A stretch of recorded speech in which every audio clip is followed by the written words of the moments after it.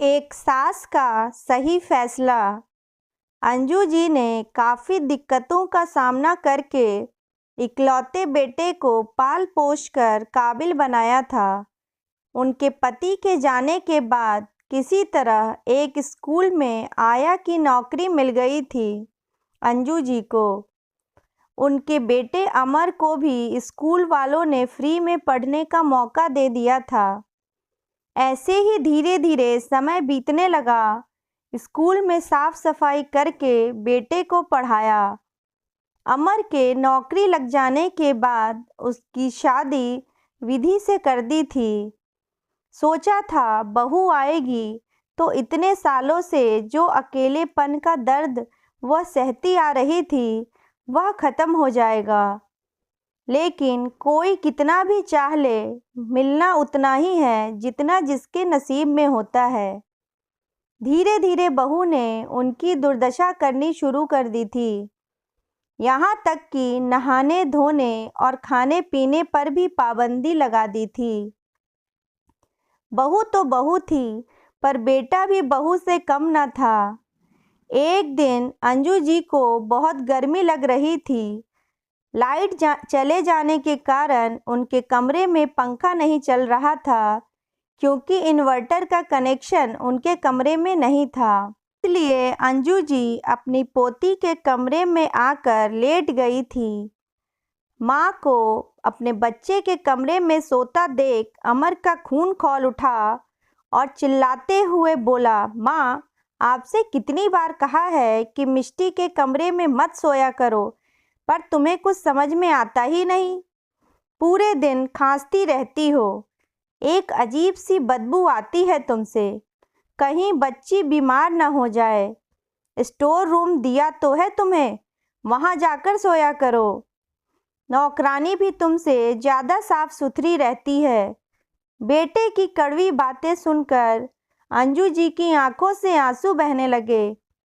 अब घूर घूर कर क्या देख रही हो, जाइए, अमर बोला। ये आए दिन अंजू जी के साथ होता था। उन्हें इनकी आदत सी हो गई थी। तभी बहू की आवाज़ आई, बुढ़िया, मेरे पूरे बदन में तेज़ दर्द हो रहा है।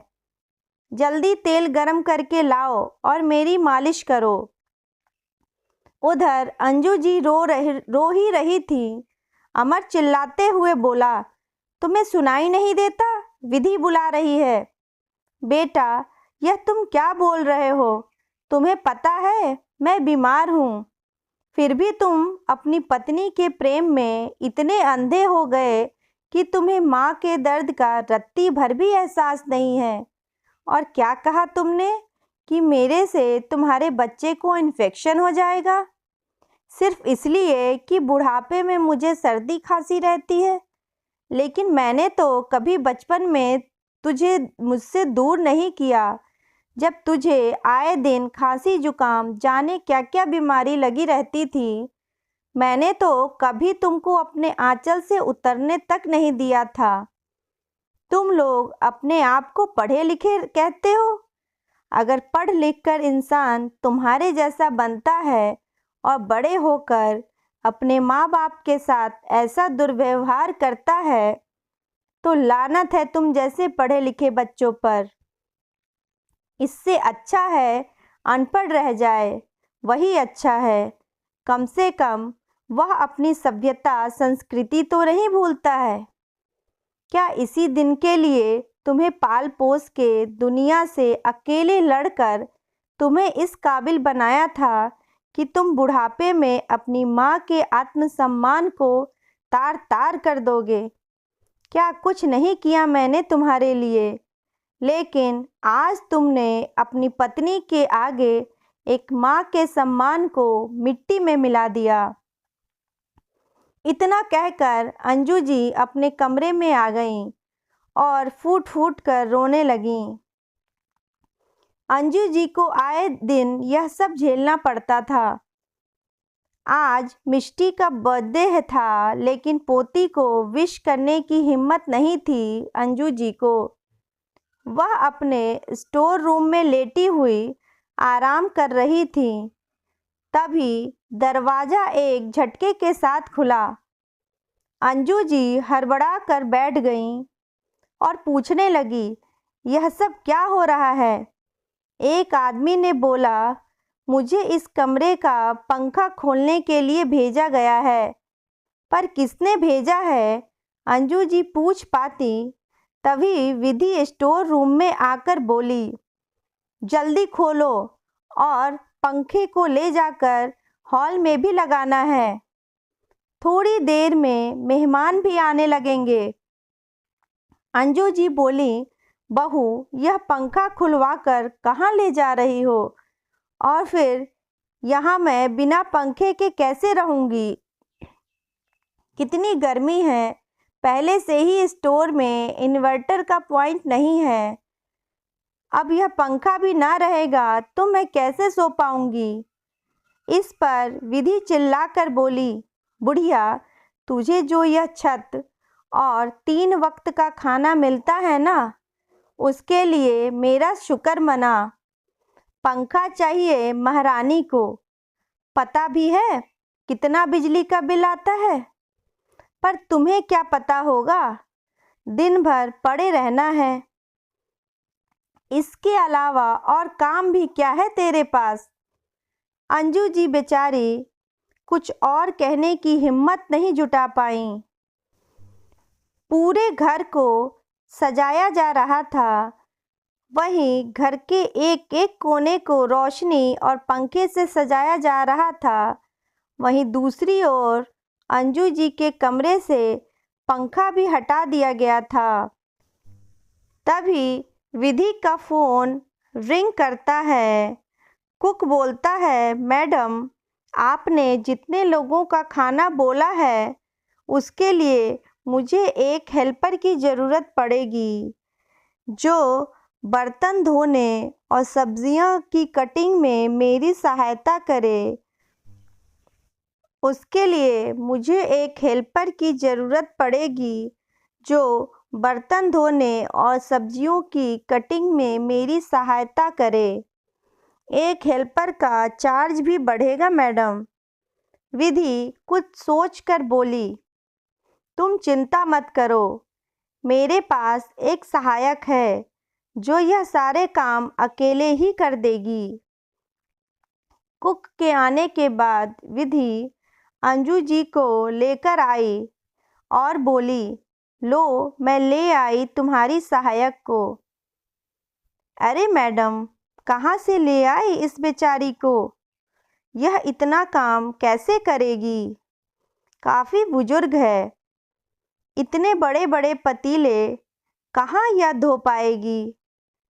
तुम्हें सवाल जवाब करने की कोई ज़रूरत नहीं है। तुम अपना काम करो और इसे इसका काम बता दो। यह कहकर विधि वहाँ से चली गई।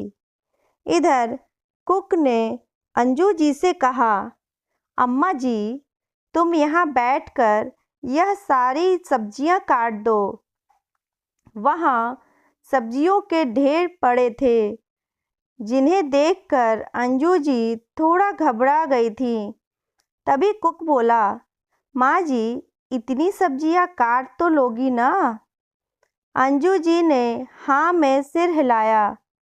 अच्छा, यह बताओ, घर में और कोई नहीं है क्या जो तुम इस उम्र में भी यह काम करने आई हो?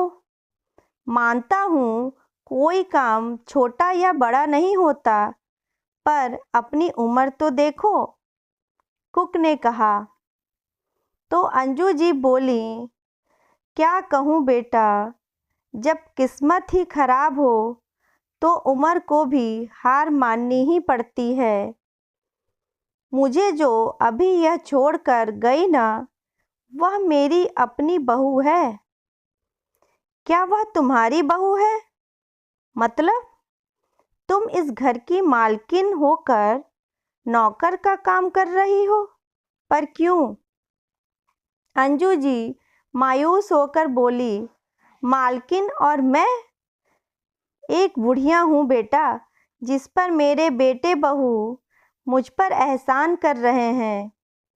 2 वक्त की रोटी देते हैं तो क्या हुआ फिर अगर वह चाहे बासी ही क्यों ना हो।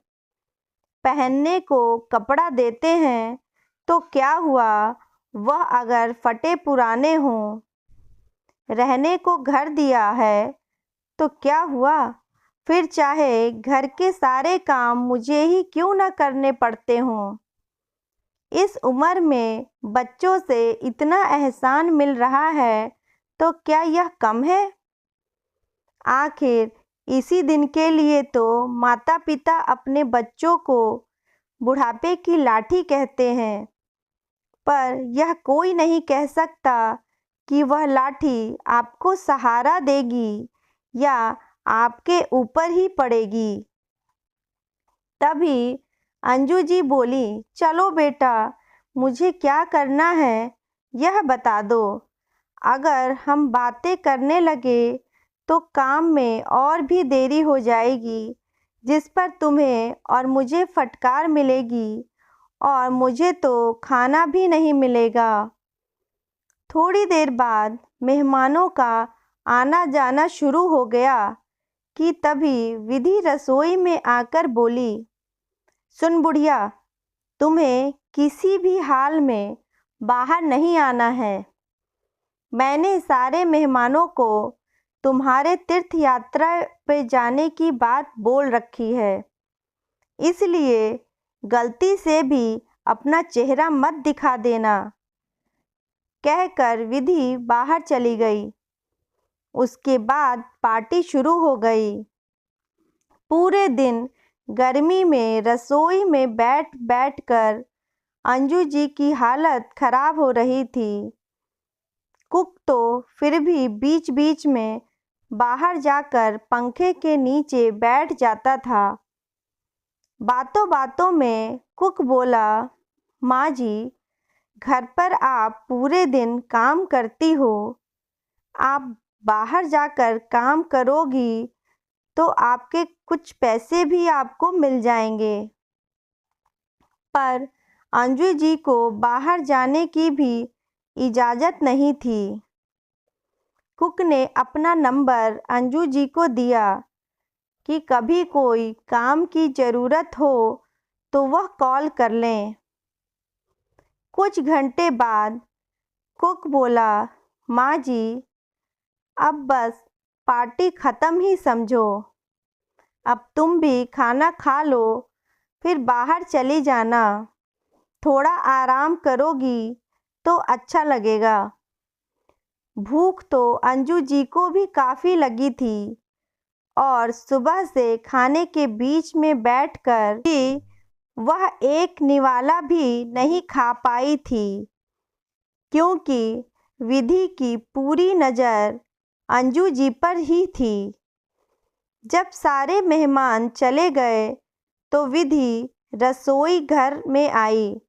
उसने कुक को पैसे दिए और बोली, खाना ले जाओ, बर्तन धुलवा कर रखूँगी, ले जाना। इस पर कुक बोला, आप मुझे साबुन दे दीजिए, मैं ही बर्तन धो लेता हूँ। इसके बदले थोड़े पैसे आप दे देना। कुक की बात सुनते ही विधि भड़क कर बोली, कोई अब पैसे नहीं दूंगी। जब बर्तन धोने वाली है मेरे पास तो मैं फोकट में किसी को और पैसे क्यों दूं? जो खाना बचा है वह ले जाओ बस। अब इससे ज़्यादा और कुछ नहीं दे सकती मैं। पर मैडम, इतने बड़े बड़े बर्तन यह बेचारी कैसे धोएंगी? कुक बोला, पार्टी में इतने पैसे खर्च हुए, वहाँ थोड़े से पैसे और खर्च हो जाएंगे तो क्या होगा? विधि बोली, तुम्हें बड़ी पड़ी है इस बुढ़िया की। तुम्हें तुम्हारे काम के पैसे मिल गए ना, तो अब अपना रास्ता नापो। मैं यहाँ कोई समाज सेवा करने नहीं बैठी हूँ और इतना खाना दे तो रही हूँ मुफ्त में, उसका कोई मोल नहीं है। बाजार में आटे दाल का भाव पता भी है? कुक बोला, अम्मा ने कुछ भी नहीं खाया है, वह कब से काम में लगी हुई थी। विधि जोर से बोली, अपना खाना ले जाओ, वैसे भी ऐसा खाना इस बुढ़िया को पचता नहीं है। कुक बेचारा और क्या बोलता, उसने अंजू जी को एक दया की दृष्टि से देखा और वहाँ से चला गया। उसके जाते ही विधि अंजू जी से बोली, सुन बुढ़िया, अभी काम खत्म नहीं हुआ है, सारे बर्तन धोने हैं, उसके बाद इस जगह की सफाई भी करनी है। बहू की बात सुनकर अंजू जी बोली, बहू, तुमने तो सारा खाना कुक को दे दिया, मैं क्या खाऊंगी, मुझे बहुत ज़ोर से भूख लगी है। विधि बोली, बुढ़िया, यह सारा काम पहले ख़त्म कर लो, फिर दूंगी खाना। मुझे पता है अगर पहले ही तुम्हें खाना मिल जाएगा तो तुम काम चोरी करोगी और काम ठीक से नहीं करोगी, इसलिए पहले काम ख़त्म करो, फिर खाना मिलेगा। पर खाना तो तुमने सब दे दिया, अंजू जी ने कहा। विधि बोली, बुढ़िया, तुझे क्या लगा आज घर में पार्टी है तो तुझे भी दावत मिलेगी? तेरा खाना फ्रिज में पड़ा है, कल के बासी दाल, सब्जी और चावल। बड़ी आई हलवा पूड़ी खाने वाली। इतना कहकर विधि वहाँ से चली गई। सुनते ही अंजू जी अपने आंसू रोक न पाईं। सुबह से काम करती रहीं, एक निवाला भी मुंह में नहीं डाला था। भूख के मारे हालत खराब हो रही थी, लेकिन फिर भी उसे मिला क्या? वही बासी खाना। आखिर ऐसा क्या पाप किया था मैंने जो मुझे यह दिन देखना पड़ रहा है? सोचते हुए अंजू जी वहाँ से खड़ी हो गईं कि चलो, भूख तो जोरों की लगी है, उसको मिटाना तो पड़ेगा ही, चाहे बासी खाना ही क्यों ना हो। खाना बासी ही क्यों ना हो, मन में बड़बड़ाते हुए अंजू जी जूठे बर्तनों को समेटने लगी। पर जब वह एक पतीला लेकर उसके ढक्कन को हटाने लगी तो हैरान हो गईं, क्योंकि उसमें खाना बचा था। वह समझ गई कि यह उस कुक का काम है। उसने सारा खाना लेते समय मेरे लिए सारे बर्तनों में थोड़ा थोड़ा खाना छोड़ दिया था। अंजू जी मन ही मन उसको धन्यवाद देने लगी और कुक के लिए दुआ करने लगी और जल्दी जल्दी खाना खाने लगी। खाना खाकर अंजू जी बड़े बड़े पतीलों को बड़ी ही मेहनत से धो रही थीं। तभी उनका बेटा अमर आ पहुंचा और बोला, माँ, जल्दी जल्दी हाथ चलाओ, ये धीरे धीरे क्या कर रही हो? जरा जल्दी जल्दी हाथ चलाओ, खाती तो इतना हो, सब कहाँ चला जाता है? तुम्हारे बर्तनों की आवाज़ से हमें नींद नहीं आ रही है, कोई भी काम ठीक से करना ही नहीं जानती। यह सुनकर अंजू जी बोली, हाँ बेटा, खाती तो बहुत हूँ, पर खाना नहीं, अपनी इज्जत। मन ही मन अंजू जी सोचने लगी, बच्चों के लिए इतनी मिन्नतें क्यों मांगते हैं लोग? जो बच्चे बड़े होकर अपने माता पिता के साथ ऐसा बर्ताव करते हैं, ऐसे बच्चों से तो बेऔलाद होना अच्छा है। इससे अच्छा होता कि मेरा कोई बच्चा ही ना होता। अंजू जी की बात सुनकर अमर बोला, बोल तो ऐसी रही हो बुढ़िया जैसे मुझे पैदा कर मुझ पर बड़ा एहसान किया हो। अरे अच्छा होता जो तुम मुझे पैदा ही नहीं करती, तो आज शायद मैं किसी रईस के घर जन्म लेता। दिया ही क्या है आज तक तुमने मुझे। अमर बोला, बोल तो ऐसी रही हो बुढ़िया जैसे मुझे पैदा कर मुझ पर बड़ा एहसान किया हो। अरे अच्छा होता जो तुम मुझे पैदा ही ना करती, तो आज शायद मैं किसी रईस के घर में जन्म लेता। दिया ही क्या है आज तक तुमने मुझे, खुद कंगाल हो मुझे क्या दोगी। ऊपर से इतने सालों से मेरे सिर पर बोझ बनी हुई बैठी हो। तुम्हें पालते पालते तो मैं ही चला जाऊंगा। अमर ने कहा तो अंजू जी बोली, बेटा हमेशा से यही सुनती आई हूँ कि माता पिता बच्चों को पालते हैं, पर आज जाना कि बच्चे भी माता पिता को पालते हैं। हाँ तो पाल ही तो रहा हूँ, कहकर अमर वहाँ से चला गया। अंजू जी की आंखें भर आईं और सोचने लगी कि बच्चे कैसे भूल जाते हैं कि उनका जीवन ही माता पिता की देन है, जो वह अपनी पूरी जिंदगी देकर भी चुका नहीं सकते। खैर अंजू जी को अब इन सब बातों की आदत सी हो गई थी। एक दिन जब अंजू जी घर के आंगन में झाड़ू लगा रही थी, तभी वहाँ वो कुक बर्तन लेने आता है। एक दिन अंजू जी घर के आंगन में झाड़ू लगा रही थी, तभी वहाँ वही कुक अपने बर्तन लेने आया। उसे देखकर विधि बोली कि जाकर रसोई में अपने बर्तन ले लो, और चिल्लाकर अंजू जी से बोली, बुढ़िया अंदर जाकर कुक को बर्तन दे दो। अंजू जी कुक के पीछे पीछे रसोई में चली गईं। रसोई में जाते ही कुक बोला, माँ जी सुनो, मैं तो यहाँ बर्तन के बहाने से आया हूँ। दरअसल बात कुछ और है। उस दिन तुम बता रही थी ना कि तुम्हें हलवा और खीर बहुत अच्छे से बनाने आता है, इसलिए तुम्हारे लिए एक अच्छी खबर लाया हूँ। भगवान ने चाहा तो तुम्हारा नसीब बदल जाएगा।